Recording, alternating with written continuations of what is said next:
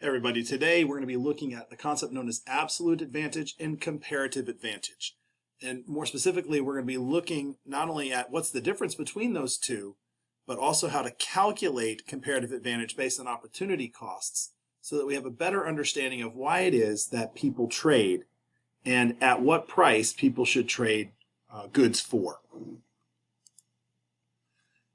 To get to the question of why we trade, we first start by looking at the production possibilities curve. The production possibilities curve is showing us in a simplified economy where there are, in this case, only two products, trucks and cars, how many of each of those goods we could generate if we poured all our resources towards one or the other. So if all I do is make army trucks, I'll have no cars, but I'll have 12 trucks, so point A.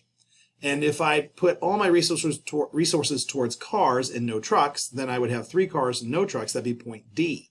If I wanted a combination of trucks and cars, then using all my resources efficiently, I could have 10 trucks and 1 car, or 6 trucks and 2 cars. So that's my maximum I can expect to get.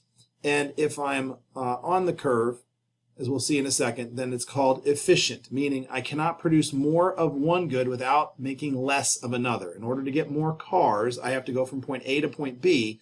In order to get 1 car, I have to give up 2 trucks, and that would be my opportunity cost. Opportunity cost is always what am I giving up in order to get more of something else. If I were to go from point A to B, I'd be giving up 2 trucks to get 1 car. If I want to go from point B to C, then I would be giving up 4 trucks in this case in order to gain 1 car. So to go from point B to point C, opportunity cost is 4 trucks. As we mentioned, a point like point B, which lies on the production possibilities curve, is considered efficient. And it's efficient because I cannot make more cars without having to give up army trucks.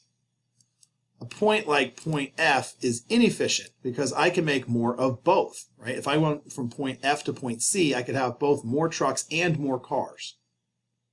In macroeconomics, we'd say that we're performing in what's known as a recessionary gap.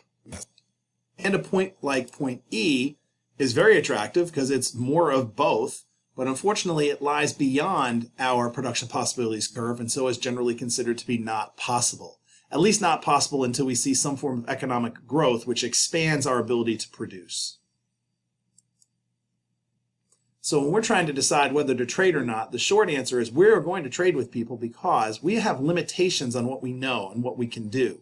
To trade with others expands our production possibilities. It gives us the opportunity to take advantage of other people's strengths and not be penalized for our weaknesses.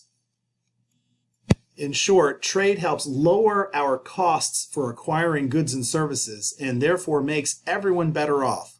Both me, because I don't have to pay as high a price in terms of things I'm giving up, and for you, because you're going to receive payment from me for the goods that you are particularly talented at producing. So we'll work through an example. Let's ask this question. Should LeBron James mow his own lawn or should he pay somebody else to do it? How do we decide who's going to do what jobs? And actually, in this case, the question is not just should LeBron James mow his own lawn, but who should do the cooking in his life? Should he cook and not mow the lawn? Should he mow the lawn and not cook? Should he do both, or should he do neither? And so in order to decide that, we need to know some terms. First off, absolute advantage. Absolute advantage means that you can make more of something than your trading partner. So in the same set of time with the same number of resources, if you can mow more lawns than I can, you have absolute advantage in the mowing of lawns. And you can be better than me at all of the things we produce. You can have an absolute advantage in 1 good, in 2 goods, in no goods. Because in our simplified form here, we're going to look at 2 trading partners producing 2 products. Comparative advantage has to do with who can produce goods at a lower opportunity cost. It doesn't matter whether you can make more than me or not. The question is who has a lower opportunity cost, who has a lower price in producing this good. And as it turns out, when it comes to comparative advantage, you will have the comparative advantage in 1 good, but not the other. And that happens all the time.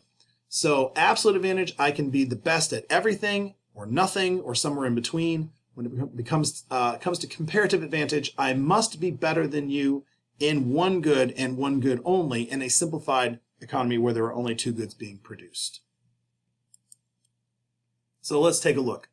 Let's pretend that LeBron and Lonzo are teammates and they have to mow lawns and they have to cook meals and they're trying to decide who's going to do what. So let's pretend they work an 8-hour day.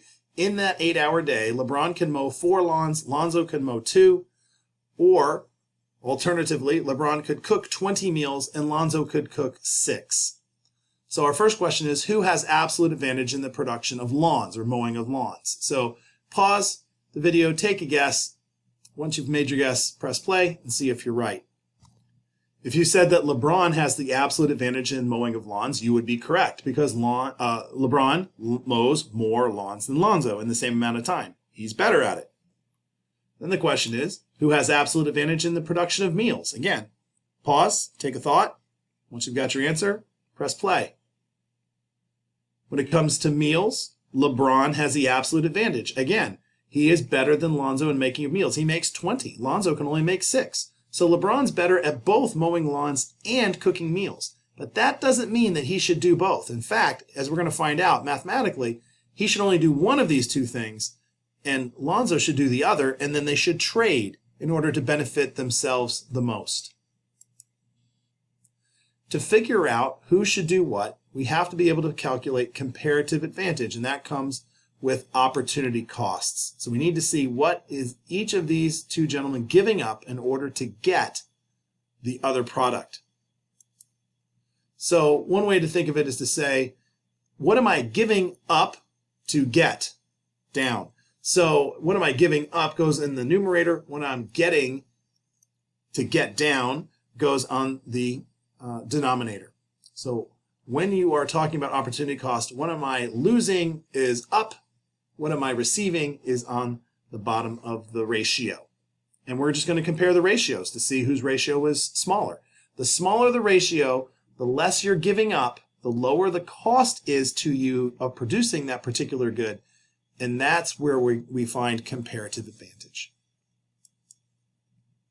So, for example, we'll look and say, what's the opportunity cost to LeBron of mowing the lawn? Well, when he mows the lawn, he is giving up 20 meals. So that goes on the numerator in order to receive 4 mowed lawns, which goes in the denominator. So the opportunity cost to LeBron of a lawn is how many meals he's losing for every lawn he mows. And that ratio is important. If you understand that, you've already got the hardest part of comparative advantage. It's setting up the ratio and getting the product you're giving up on the numerator and putting the product you're receiving in the denominator. Once you have those units written out, then you're just going to find the numbers in the chart and put the numbers with the appropriate unit. So in this case, it's 20 meals over 4 lawns. So LeBron is giving up 5 meals per lawn. Same thing with meals. When he's cooking a meal, he's giving up lawns in order to get meals. So it's lawns per meal. So we just plug in the numbers, 4 over 20. It tells us that LeBron's opportunity cost of a meal is 1/5 of a lawn. Now, one thing you'll notice is that these are reciprocals of each other. Once you have the opportunity cost of one product, you just flip them and you'll get the opportunity cost of the other. Now's your chance to practice doing Lonzo's opportunity costs for both lawns and meals. So pause, work through the math, make sure you've got it right, then press play and see what you came up with. If you did things correctly, you would have had an opportunity cost for Lonzo of 3 meals per lawn and 1/3 lawn per meal. So as we look at this, these opportunity costs are a price. We want the person who has the lowest price to be able to produce these goods. So when it comes to lawns, Lonzo has a lower opportunity cost. He is hurt less than LeBron is when he mows lawns. And conversely, LeBron has the smaller opportunity cost when it comes to making meals. Because they're reciprocals, you'll be best at one and worst at the other. And so in this case, we're looking and seeing who should mow the lawn, who should cook the meals. Well, Lonzo has the lowest opportunity cost for lawns. LeBron has the lowest opportunity cost for meals. So who should do what? LeBron should be cooking meals and Lonzo should be mowing the lawn. And that's all they should do. LeBron should cook and only cook. And Lonzo should mow the lawn and only mow the lawn.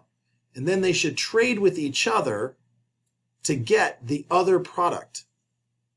So then the question is, what should they charge each other? What would be a fair price?